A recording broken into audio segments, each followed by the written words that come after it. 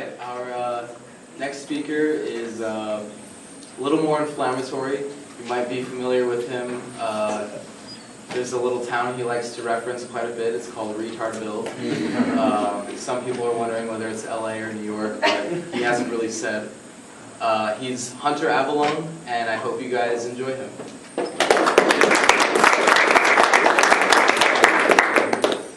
Thanks for that, Isaac.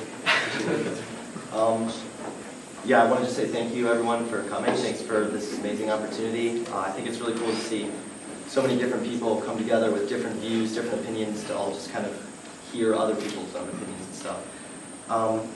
Today, I wanted to talk about something that I think is very important, and that is my generation.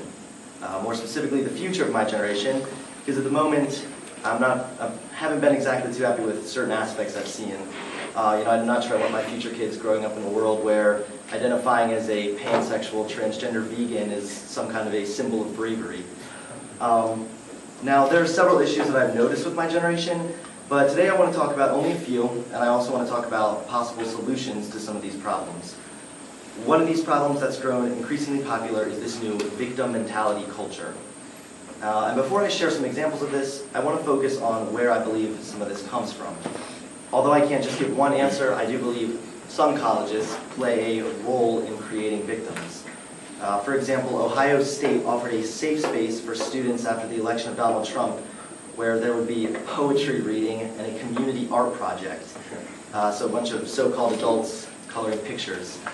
College kind of reminds me of, like, remember when you were a kid, you hear something you don't like, and you start plugging your ears and closing your eyes so you don't have to hear it? It kind of reminds me of what's happening to a degree, only these people are not children. But the thing is, this is a safe space offered by the college.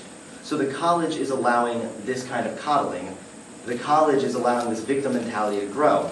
And this isn't the only college offering safe spaces either. Colleges from Florida to California offer them. And I don't think this is any way to live, hiding from any outside opinion. My grandmother told me that when she went to college, it was a place to expand your mind and become prepared for the future. But because college has become more and more, but nothing more than coddling and closed-mindedness. I think college creates this special snowflake victim mentality, because if you were constantly coddled and told how important your feelings were, you might start to feel like a victim also. And usually being the victim is rewarded with attention as well as more coddling. So now, in this society run amok by social justice, and in part the regressive left, it's seen as a good thing to be the victim. This in turn creates a generation of adult children whose only goal in life is to be just that, to be the victim even when they are not. Opinions that are controversial or contradict the opinions held by the victims are now deemed as hate speech, triggering, and call for a safe space to protect them from anything they disagree with. Yet the so-called victims are given the loudest voice. I think this victim culture is the reason we are seeing a rise in fake hate crimes. Since the election, there have been around 22 fake hate crimes, many of which come from students. For example, a Muslim student claimed that Trump supporters tried to rip her hijab off, only to later admit the story was fabricated. Chicago students claimed to receive hateful notes with homophobic slurs from Trump supporters, only to have the university confirm these messages were bogus. And college students faked racist writing on a staircase, only to have the police and FBI confirm it was fake. You see, these people want to be the victim, but there just isn't enough racism and bigotry to go around. So they have no choice but to lie and fake these hate crimes at an attempt to be elevated to the victim status. I think victim culture is responsible for third-wave feminism. At one point I think feminism was a very necessary movement, however it no longer is. Women are equal and they have equal rights, yet our culture continues to feed women lies that they are marginalized, oppressed people. I think it's absurd, and honestly, it really seems to only be the feminists who are now telling women, who are causing women to think this way. For example, the wage gap has been debunked a multitude of times, including by a female Harvard professor in 2016, yet this myth is constantly reiterated. Not only this, but it's been illegal to pay women less since the Equal Pay Act of 1963, yet feminists ignore the factual data for the sake of claiming victim status. I think victim culture, in part, is responsible for the Black Lives Matter movement. It created this false idea that black people are still oppressed in this country. And I think it's very important to remember that, of course, there is still prejudice. There will always be people prejudiced against black people, white people, Hispanic people, and you'll never know what's truly in someone's heart. And at one point, I do think black people were oppressed in our country, but as times have changed, I think it's unfair to lie to these people by suggesting they are still oppressed. And I mean this from a legal standpoint, as in, show me a right that a black person does not have that a white person does. It was funny, a couple weeks ago I mentioned on Twitter that, I don't think black people are discriminated against in this country any longer, and this tweet, along with a few other tweets, got picked up by this small little news organization, which in their headline claimed I was attacking black people. Now, I'm pretty sure telling black people they are not oppressed shouldn't be controversial, but it directly interrupts this victim mentality, and therefore it is. Other lies we hear from Black Lives Matter, along with the mainstream media, is this idea that black people are being shot left and right by racist police. This is a very serious issue, but in part it's untrue. For example, a recent study conducted by a black Harvard professor found that in places like Houston, black people were either less likely to be shot or had the same chance of being shot as a white person. Other studies conducted found that black suspects are also more likely to be shot by black police officers. But studies like this are never brought up by Black Lives Matter activists because how can they bring this up? The data directly contradicts their victim narrative. The truth is, it's become increasingly difficult to claim victim status and not ignore factual data.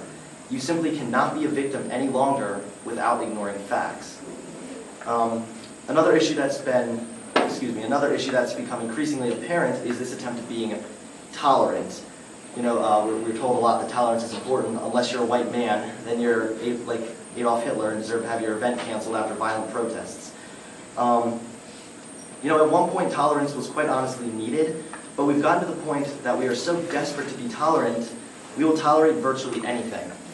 And I think a perfect example of this is Islam. I consider Islam to be the greatest cancer on this entire planet. It is violent, it's dangerous, and it directly contradicts the values which members of this generation claim to stand for. Yet for whatever reason, saying things like this gets you called Islamophobic. We're told nonstop that in order to be tolerant, we need to accept that Islam is the religion of peace. Call me whatever you want, I think Islam is the religion of rest and peace.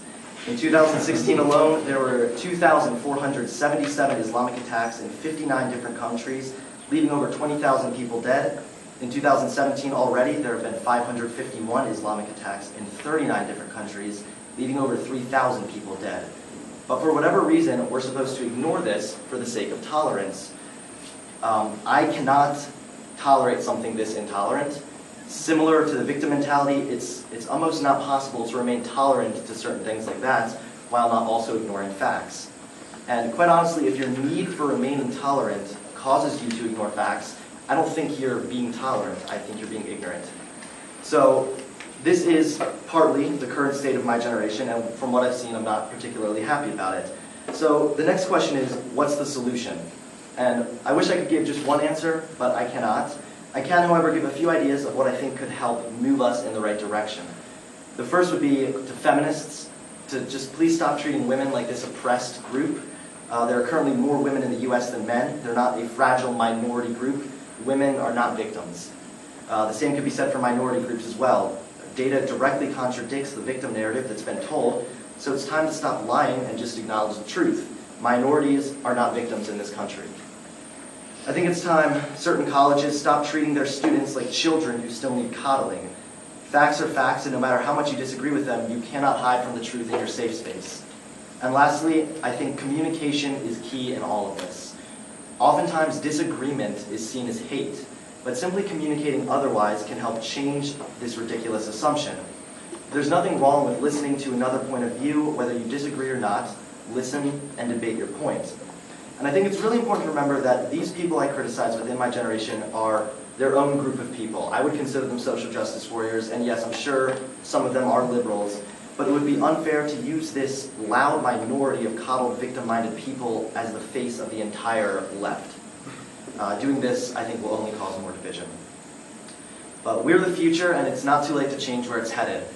Our country is very divided at this time. However, I think putting facts over feelings, communicating with those you disagree with, and leaving behind victim culture can truly help to bridge the divide. Thank you.